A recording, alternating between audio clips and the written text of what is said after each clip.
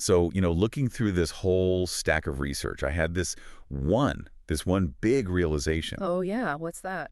that we're all completely addicted to the one thing we claim to despise: And that would be drama.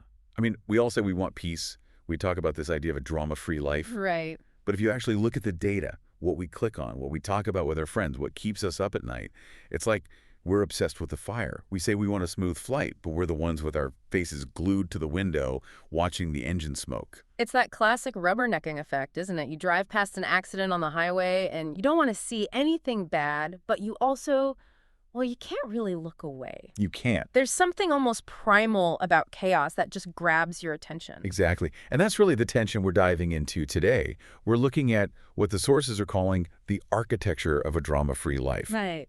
And I want to be really clear right from the start. This isn't some deep dive into toxic positivity. It's not just smile while the building burns down. Because honestly, when I first saw the topic, my first thought was, oh, great, another lecture on how I should just, breathe more and let people walk all over me. Right, because so often that's the advice. Drama-free is just code for don't have any boundaries. Yeah. But we've run this through a really massive synthesis of sources. We've got the whole AI council on it, Claude, Gemini, ChatGPT, Perplexity, and we had them pull together everything from, ancient Stoicism to modern psychology. And the consensus was pretty interesting. It was. They all basically landed on the same page. Drama-free does not mean problem-free. Okay, that's a huge distinction. Yeah. Because I definitely have problems. I've got a mortgage, I've got deadlines, my car's making a noise I really don't like. Those are problems. Exactly. You can have a life that is full of difficult, high-stakes problems, intense pressure, and have absolutely zero drama. And on the flip side, Conversely, you can have a life with very, very low stakes. You're just sitting at home, nothing's going on, and have just the maximum amount of drama possible in the family group chat. so drama is. Yeah.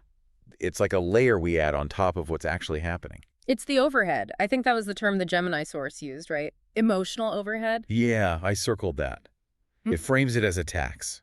A totally unnecessary tax on your energy and your time. An inefficiency. Right. And our whole mission today is to figure out basically how to stop paying that tax.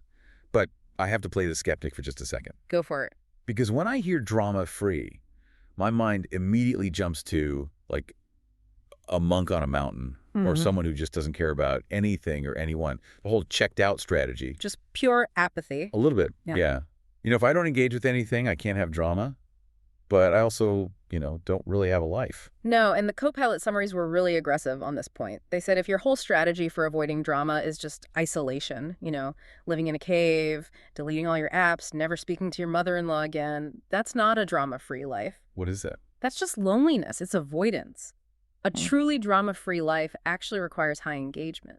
High engagement, not low. Exactly, but it's a very specific type of engagement. And the term that kept coming up over and over in the research was energy sovereignty. Energy sovereignty. It sounds like something you'd hear at the UN, like we're talking about border treaties for nations. It does, doesn't it? But think about what a sovereign nation actually is. It has clearly defined borders. It gets to decide who comes in and who goes out. It has its own laws and it enforces them. And emotionally, most of us are. Not that. Emotionally, most of us are running on an open border policy. We're a terrified colony. We're a colony. We just let anyone walk in and complete trash the place. Think about it. A rude email lands in your inbox at 9 a.m. That's an invader. And instead of stopping it at the border, what do? We let it march right into the capital city, take over the radio station, and just broadcast fear and anxiety for the next 6 hours. That is a terrifyingly accurate metaphor. I've let a single passive-aggressive comment from a coworker basically occupy my entire brain for, 3 days straight. So energy sovereignty is all about border control. It's about owning that reaction mechanism. Yes. There is a distinction that the ChatGPT synthesis made that I thought was just brilliant. It's the difference between being a thermometer and being a thermostat. Okay, break that down for me. Okay. Because they sound like the same thing, just one is, more expensive at the hardware store. A thermometer is a totally passive device. Its only job is to reflect the temperature of the environment. If the room is hot, the mercury goes up. If the room is cold, it goes down. It has zero agency. It's a victim of the atmosphere. Completely. And that's how most of us live our emotional lives. Hmm. The boss is angry, so I feel anxious. My partner is happy, so I feel relieved. I'm just mirroring the room. You're outsourcing your internal state to whatever is happening externally. Precisely. A thermostat, on the other hand, is completely different. A thermostat senses the room, sure, but its main job is to regulate the room to a preset standard that it decides. So if the room gets too cold, The thermostat kicks on the heat, it forces the environment to match its internal setting. It doesn't just report the weather, it makes the weather. so the goal of this whole deep dive is to transform us from thermometers into thermostats, to start setting the temperature instead of just reacting to it. That is the exact architecture we're trying to build. And to even start, we have to understand the physics of the fire itself.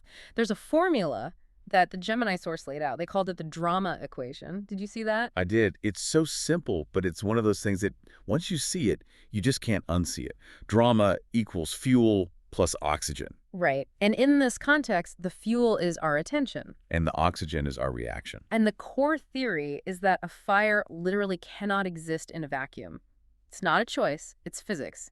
If you remove the fuel or you remove the oxygen, the fire must go out. But we just keep feeding it. We keep shoveling coal into the furnace with our attention, and then we get down on our knees and blow on it with our big emotional reaction, and then we stand up and wonder why it's so hot in here. Exactly. Okay, so let's get tactical. Let's figure out how we stop shoveling.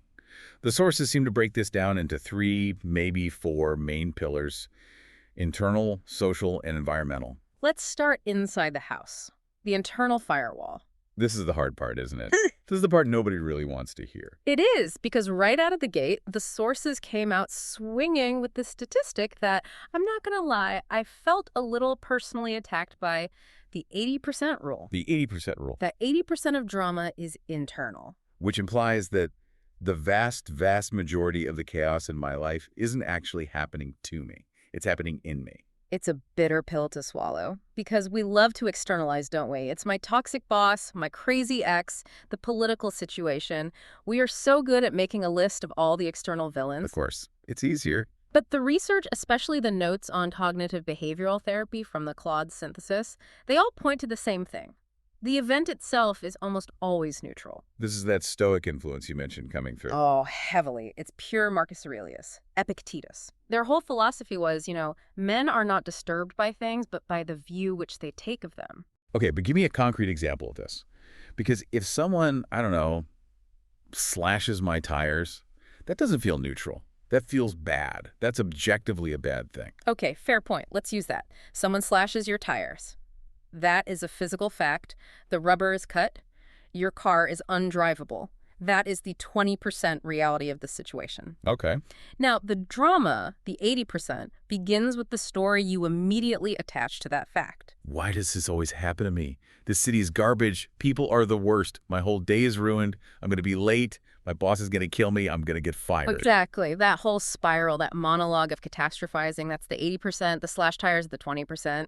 Fixing the tire costs you, $200 in an hour of your time? Right. The drama costs you your peace of mind, your blood pressure, your ability to focus on anything else for the rest of the day, and probably your mood with your family when you finally get home. So the tire itself is expensive, but the reaction is what's truly bankrupting. Yes. And this brings us to what the sources call radical ownership. Most of us operate on a sentence structure like this.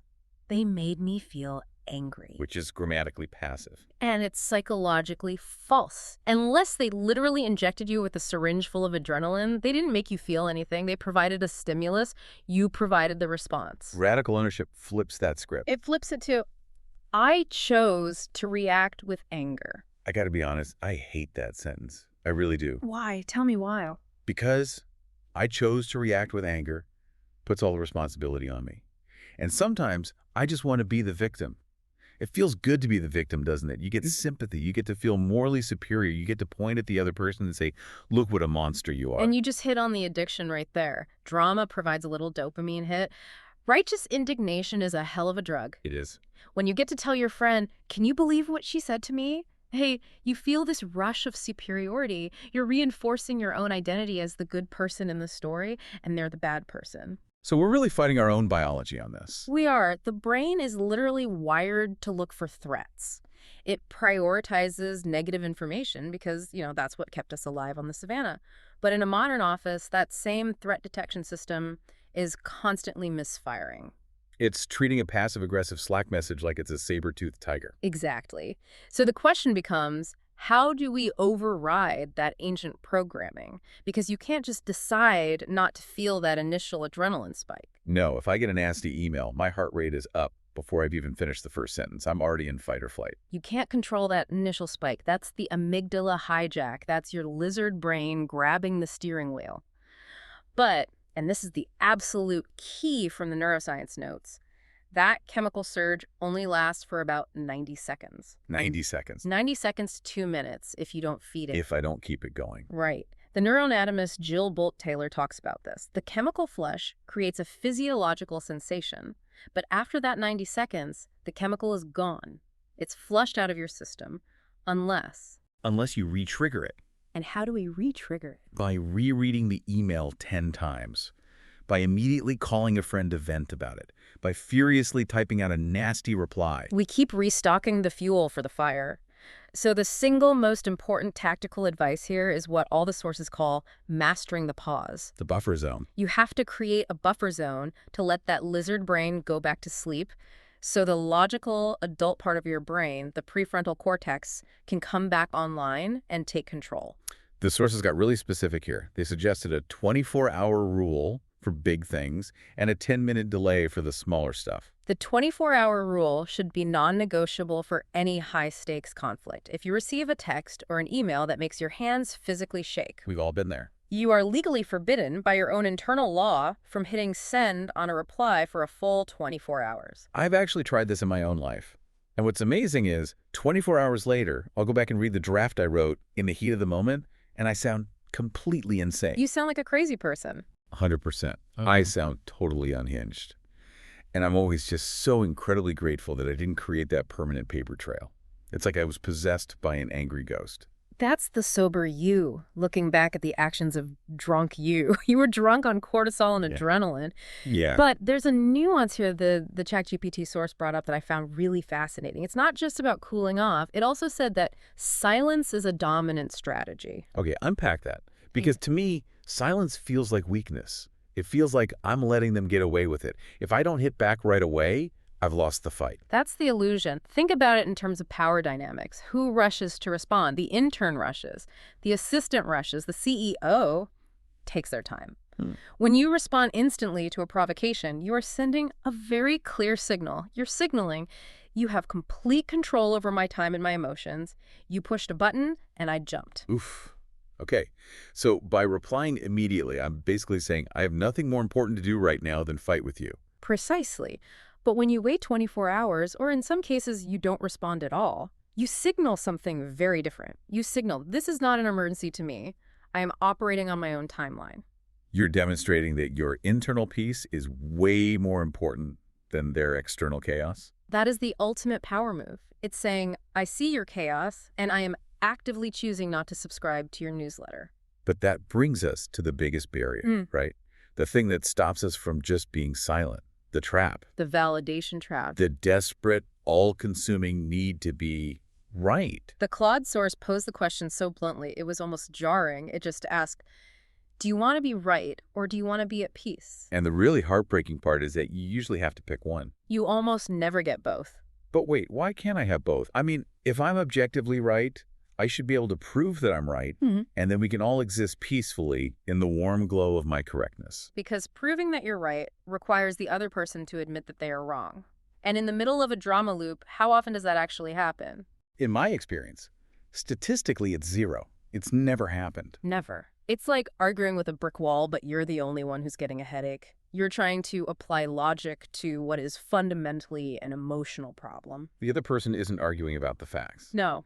They're venting an emotion. You can show them spreadsheets and signed affidavits proving that you're right, and they will just get angrier and angrier because you're not hearing them. You're not validating their feelings. So the real standard operating procedure here is to completely abandon the goal of victory. It's to prioritize emotional regulation over emotional expression. And I know this is a controversial idea. It really is. We live in this culture that is constantly telling us, speak your truth, let it all out.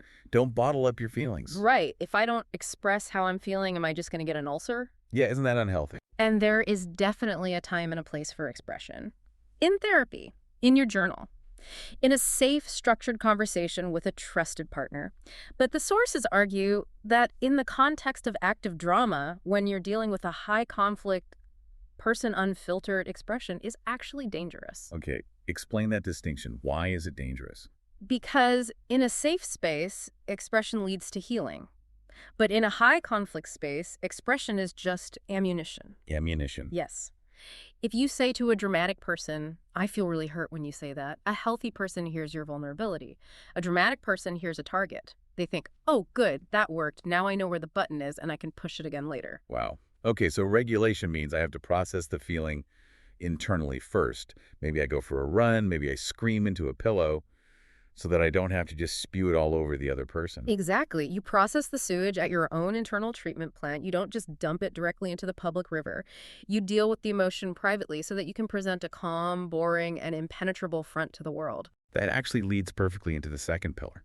Because once we get that internal firewall built, we do eventually have to open our mouths and talk to people. We have to communicate. Section 2, the anti-drama communication protocol. And according to the Gemini source, there is one specific behavior that drives the entire economy of drama more than any other single thing. Gossip. Gossip. The source literally called it the currency of the drama economy. And it's a fiat currency. It has no actual value, but we all agree to trade it like it's gold. So why do we do it? I mean, we all know on some level that gossip is bad, but it's also, let's be honest, it's kind of delicious. It feels like social glue. It is. It's an evolutionary bonding mechanism. It's a form of social grooming. When I tell you a secret about Susan, I'm sending a signal. I'm saying, I trust you more than I trust Susan. We are the in-group. She is the out-group. It creates this little bubble of temporary intimacy. It feels like connection. But the sources are clear that this is a trap. The line was, if you trade in it, you pay interest. And it's high interest debt. Extremely high, because the very mechanism that bonds you to me is the same one that secretly threatens you. If you know that I'm willing to trash Siren to you, Yeah. then deep down my brain knows he is absolutely going to trash me the second I leave the room. That's the golden rule of office politics, isn't it? If they will do it with you, they will absolutely do it to you. Without fail. And it just erodes all psychological safety. You can't be drama-free if you're constantly looking over your shoulder, wondering what's being said about you in another channel. So the protocol for cutting the oxygen here is really strict. The AI synthesized this ancient Sufi concept, the 3 gates. I love a good checklist. So before you speak about someone who isn't present, the words have to pass through 3 gates. Gate 1, is it true? And that means factually, verifiably true. Not I heard, not I have a feeling, not it seems like. Is this court of law admissible as evidence true? Which eliminates most gossip right there. Gate 2, is it kind? And let's be real, that gate eliminates about 95% of what passes for interesting conversation. It really does. It makes for a very, very quiet lunch break. And then there's gate 3, which I think is actually the hardest one. Is it necessary? That's the killer. Is it necessary for me to say this to this person right now, even if it's true? And maybe it's not explicitly mean. Does it actually add any value? Or am I just, trying to fill the silence? Usually we're just bored. Or we're looking for that little hit of validation. And there's another tactical danger here that was highlighted in the psychology notes called triangulation. Triangulation. It sounds like something you do with a map and compass. It is, but you're navigating yourself straight into a swamp. Triangulation is when you have a conflict with person A, but instead of talking directly to person A, You go and vent to person B about it, the venting trap. right, we tell ourselves we're just blowing off steam. Can you believe what Mike did in that meeting? But what you've actually done is create a triangle. You've now pulled person B into a conflict that has nothing to do with them. You've burdened them with your baggage. And you've guaranteed that the original problem with person A will never be solved because you're not actually talking to person A. You're just dissipating all the energy you would need to actually confront the problem and solve it. Exactly. You're letting all the steam out of the valve so there's no pressure left in the system to actually turn the engine. The anti-drama protocol is uncomfortable, but it's simple. Directness. The Grok source really emphasized using I statements for this, which I know it sounds like cliche therapy speak, but Yeah. can you break down mechanically why it's so effective? It works because it dramatically reduces defensiveness in the other person. If I walk up to you and say, "You always leave your dirty dishes in the sink," that is a direct accusation. Right. You is the subject. My brain hears an attack. And you immediately put up your shield and prepare a defense. No, I don't. I did them yesterday. What about that one time you? And we're off to the races. Immediate conflict.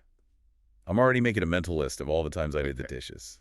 But if I rephrase it as an I statement and I say, hey, I feel really overwhelmed when the kitchen is messy because I can't find any space to cook, that's just a report on my internal state. You can't really argue with it. I mean, you could, but you'd sound like a total jerk if you said, no, you don't feel overwhelmed. Exactly. It shifts the entire frame of the conversation from you are a bad person to I have a problem and I'm wondering if you can help me solve it. It invites collaboration instead of combat. The other key part of directness the sources mentioned was timing. The Claude notes talked about addressing these small issues early.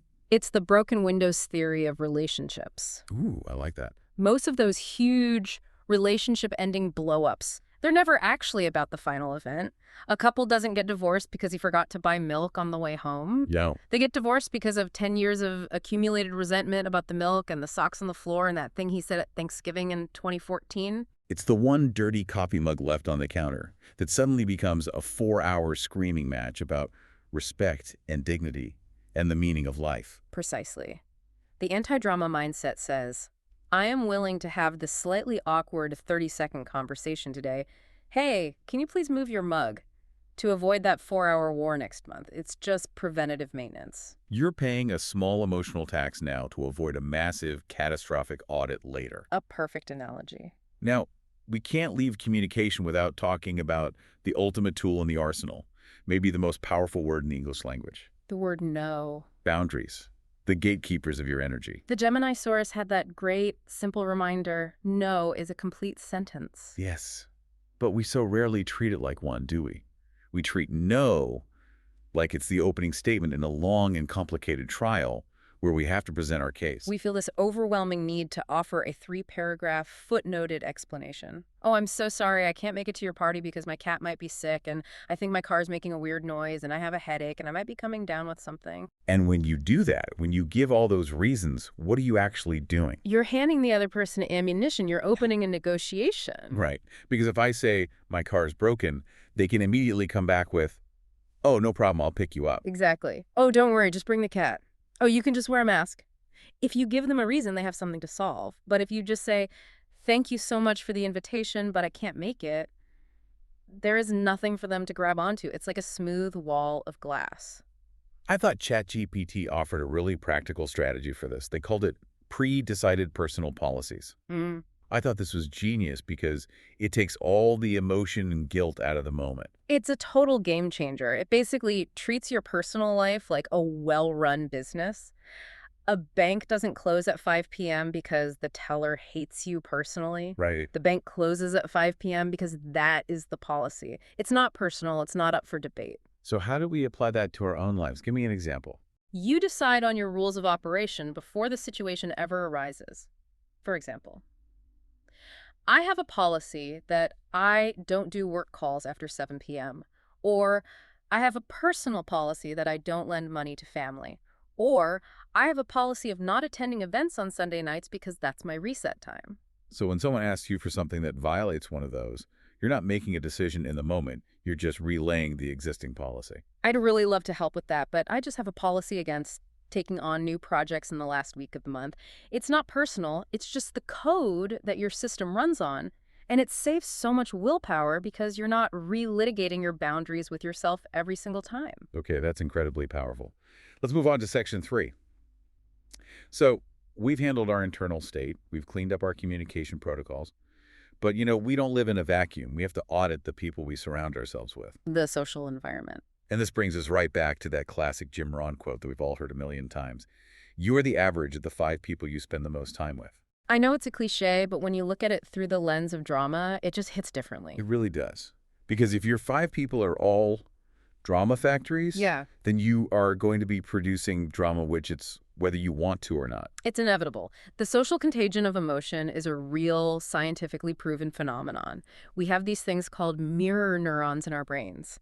When we see someone who is stressed and anxious, our own brain starts to mimic that state. So if your entire inner circle thrives on chaos, on crisis, on constant outrage, You will eventually be pulled into that vortex. You can only be the calm, centered one for so long before the social gravity just gets you. so how do we do an audit? How do we assess our circle? The Gemini source suggested a really simple tool called an energy check. It's a very simple diagnostic. You don't need a spreadsheet for this. It's just Yeah. after you hang out with someone, you grab coffee, you have a phone call, how do you physically and emotionally feel? Do you feel recharged, inspired, lighter? Or do you feel like you just finished a 12-hour shift in a coal mine and you need to go lie down in a dark room for 3 hours? I think we all have at least one coal mine friend. You love them, you've known them forever, but you physically need to schedule a nap after you see them. And that feeling, that's your data. You have to learn to trust that feeling. The sources then go a step further and actually categorize some of these high-drain personality types. The Gemini source had my favorite term, emotional arsonists. I love that. Emotional arsonists. These are the people who are constantly starting fires. They create conflicts where there were none, they stir up rumors, they invent emergencies, and then they act all shocked and surprised when they get burned or when the fire inevitably spreads to your house. The outline also mentions two other archetypes, the victim and the volcano. So, the victim is the person for whom nothing is ever their fault. The entire universe is in a grand conspiracy against them. Their theme song is, "Why does this always happen to me?" And they need you to constantly validate that suffering. Constantly. And if you dare to offer a solution to their problem, they will immediately reject it. They don't actually want a solution. They just want an audience for their pain. And the volcano. The volcano is the person who lives in a constant state of crisis. Every single day brings a new, unbelievable catastrophe. You will not believe what happened to me now. They are addicted to the cortisol spike of an emergency, and they want you to ride that roller coaster right alongside them. And the real danger here is that our instinct as good people is to try and help. We want to be a good friend. We want to be the hero who swoops in and saves the day. And that is the trap of fixing. We become volunteer firefighters for other people's self-created crises. But the expert advice here is really blunt, and I know it might sound cold to some people. What is it? You cannot save someone who isn't asking for help. That's a hard pill to swallow. It is. But you have to realize that for some people, the drama is their baseline, is how they feel alive. If you rush in and put out their fire, they will just go light another one because the silence and peace feels deeply uncomfortable to them. If you solve their problem, they lose their identity as the victim. So what's the strategy then? I mean, do we just cut all these people out of our lives? That seems a little drastic. Not necessarily. You don't have to, divorce all your friends, but you can demote them. You can consciously move them from your inner circle to your outer circle. Less time, less energy. Exactly. But more importantly, the sources suggest a really counterintuitive strategy for who you do choose to spend more time with. Prefer boring people. Boring. That doesn't sound very aspirational. I want excitement. I want adventure in my life. In this context, boring is a synonym for stable, predictable, reliable. Think about it. The most exciting people, the ones with the highest highs, almost always come with the lowest, most soul-crushing lows. They bring the drama. They bring the drama. Stable people, on the other hand, create compounding peace. It's like the difference between investing in a volatile crypto coin that might moon or might go to zero versus a boring old index fund that just grows steadily year after year. That's the perfect analogy. You want the friends who, when you ask them, "How are you doing?" their answer is, "Pretty good. Just been working on my garden." That person is gold. What if you can't avoid the dramatic person? What if it's your boss or your co-parent or your sibling? You can't just demote them to the outer circle. That is where the gray rock method comes in. I've heard of this. This is a technique that's often recommended for dealing with narcissists, right? Yes, exactly. And the goal is to become, literally, a gray rock. You become uninteresting, dull, forgettable. You stop providing the entertainment for them. Precisely. If a dramatic person tries to provoke you or starts venting to you, you don't fight back and you don't validate their drama. You just give these little non-committal responses. Wow, that sounds tough.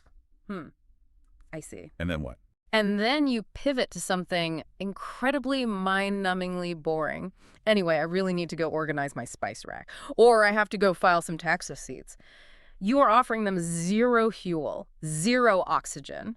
And eventually they get bored. They get bored. They realize they can't get a rise out of you. They can't get their supply from you. And they move on to find a more reactive target. It's about making yourself uninteresting to drama. I love that. It's like defensive boredom. Now, there's another environment we have to audit, and this one isn't physical, it's digital. Which brings us to section 4, digital hygiene and the information diet. This one is huge because even if my physical house is perfectly calm and quiet, my phone is constantly screaming at me. The Claude source made the point that our online environments are literally engineered to provoke a reaction. It's not an accident, and that is so crucial for people to understand. The algorithm is not a neutral party. It is optimized for one thing and one thing only: engagement. And what is the single emotion that drives the highest engagement? Outrage, fear. Anger spreads faster and wider online than joy or contentment. So if you are just passively scrolling through your feed, you are voluntarily plugging your brain into a machine that is designed from the ground up to make you upset. You're carrying a drama factory around in your pocket all day. It's like walking into a room where everyone is screaming at the top of their lungs and then wondering why you have a headache.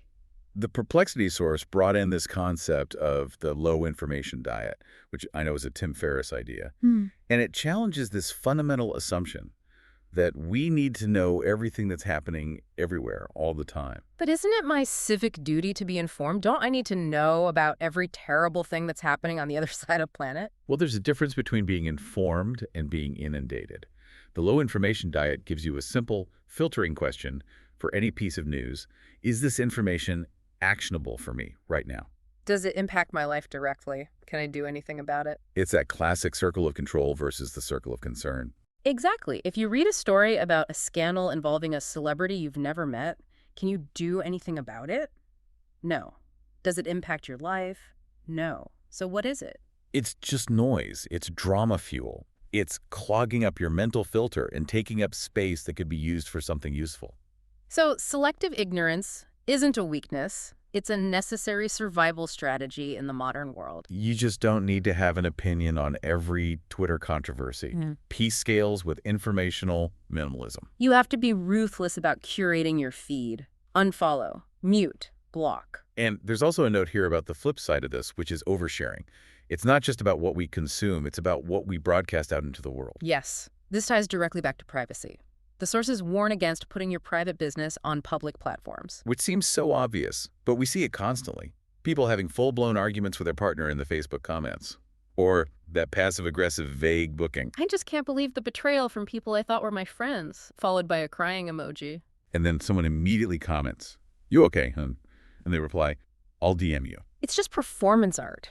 You're inviting an audience into your life. You are literally setting the stage and sending out tickets for a drama. The ChatGPT source put it so well. Mystery reduces vulnerability. Not everyone deserves backstage access to your life and your thoughts. Privacy is a powerful deterrent for drama. If people don't know your business, they can't weaponize it against you. Keep the circle of information tight.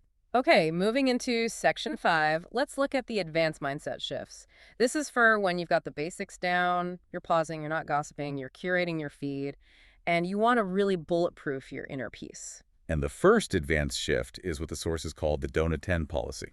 I love this one. The quote is just perfect. Don't attend every argument you're invited to. I love that visualization. I just imagine getting a fancy embossed envelope in the mail. I open it up and it says, "You are cordially invited to participate in a pointless argument about the proper way to load the dishwasher. 6:00 p.m. tonight in the kitchen." And you can just check the little box that says regretfully declines. Just because you receive the invitation doesn't mean you have to RSVP. Yes. Exactly. Someone tries to correct you about something trivial on the internet. You don't have to correct them back. Someone makes a little snide comment at a family dinner. You can just let it hang there in the air and die. This is selective silence. It's the profound realization that your participation in most conflicts is entirely optional. You don't have to defend your ego every single time it gets challenged. Then there's this idea of embracing boredom again. But the Claude source frames it in a more positive way, cultivating a stable inner life. This is the ultimate defense against all the external chaos. Think about it. Why do we seek out drama in the first place? A lot of the time, it's because we feel empty inside. If your internal world is a void, you will constantly be looking for stimulation from the outside world. And drama is cheap, easy stimulation. It's the fast food of the brain. It's empty calories. Totally. But if your life is full, If you are deeply engaged in a project you care about, if you're reading great books, if you're learning a new skill, if you're physically active, you just don't have the bandwidth for petty drama. You literally don't have the time for it. When you're busy building your own empire, even if that empire is just a really nice vegetable garden in your backyard, you don't have the time or energy to throw stones at your neighbors. Exactly. When your own life is full of meaning, other people's noise just matters a lot less. You're too busy being productive to be reactive. And that brings us to the final, and maybe the most difficult, mindset shift. The reality check. The standard operating procedure of acceptance. This is the hardest one for high achievers, for people who like to fix things. We want to optimize everything. We want to resolve the plot.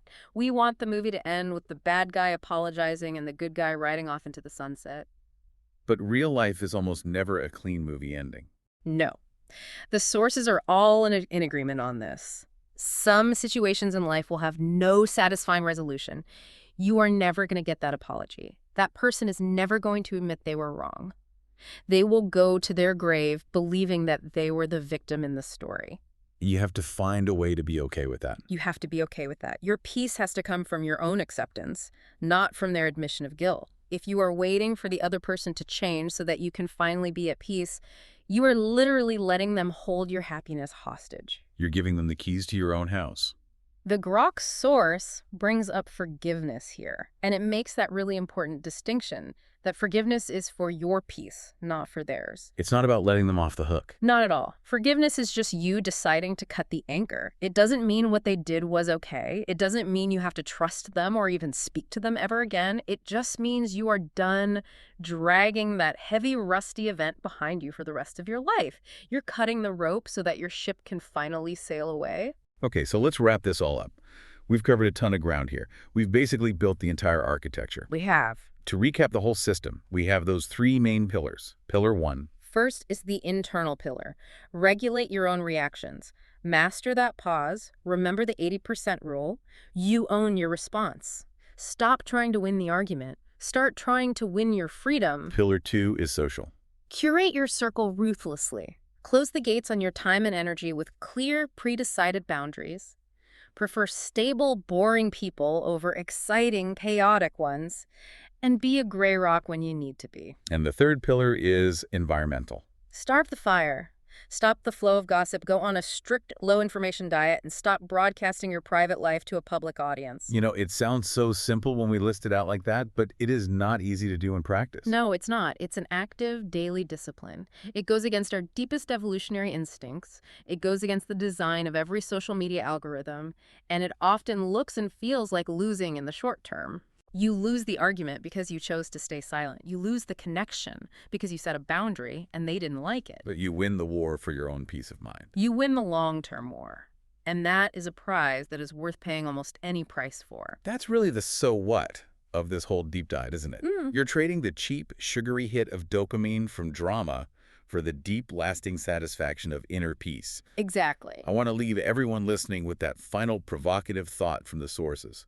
It's what they call the core principle of drama, the triad. Right. Drama requires three things to exist: ego, reactivity, and an audience. Ego says, I must be right, I must defend my honor.